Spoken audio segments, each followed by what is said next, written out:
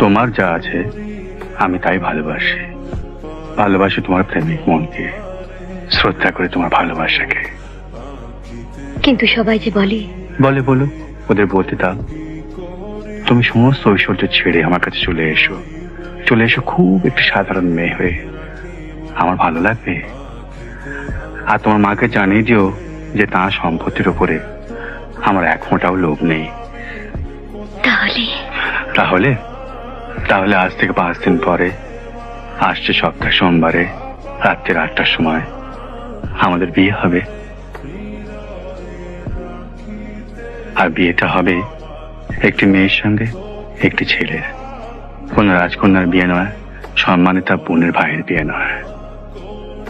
আর সেদিন তুমি আমার কাছে আসবে ঠিক এমনি নিঃসঙ্গ হয়ে, এমনি আবেগ চঞ্চল মন নিয়ে।